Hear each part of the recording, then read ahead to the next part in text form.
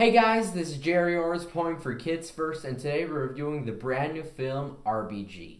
This is an absolutely incredible film about an incredible woman named Ruth Bader Ginsburg, who is a justice on the Supreme Court and spent her whole life trying to make the world a better place for women. Her story is all about perseverance and inspiration, and the film tells it so well. It starts all the way from her childhood through her years in college to her years as a lawmaker at Supreme Court trying to get women's rights into law, and her years on the Supreme Court trying to vote in favor of women's rights as well. What I really like about this film is that it's not a lecture that you're listening to. It's as if you're following a story and you're inside the story. Instead of just having a narrator, they have many realistic people, the real people from the real stories, actually telling you what happened, including Ruth Bader Ginsburg herself, who was in the runtime quite a lot. Something else that I like that the film did is they incorporated historical speeches and documents from different Supreme Court meetings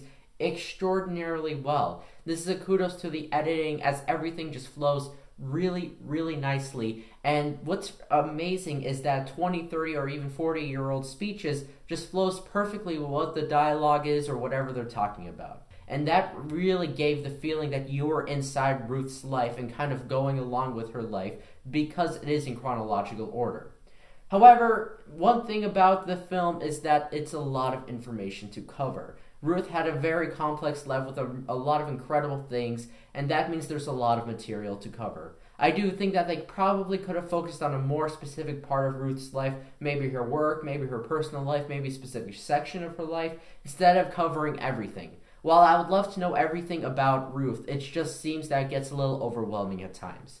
However, exceptional editing does try to cover this a little bit, and there's a lot of different special effects that just really help incorporate you into different places like the Supreme Court room. Now, my favorite scene is when Ruth tells a story about an unlikely friendship with another justice member, Antonin Scalia.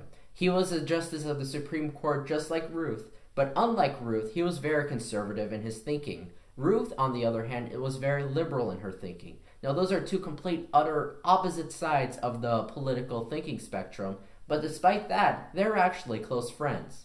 Of course, in the justice room, they often disagreed on the verdict since they looked at law very differently, but outside they were close friends who did many things together. What I liked about the scene, it really breaks the norm that is especially true in today's society, that politics controls everything, and if you're on two opposite sides of the spectrum, you cannot possibly be friends or ever get along.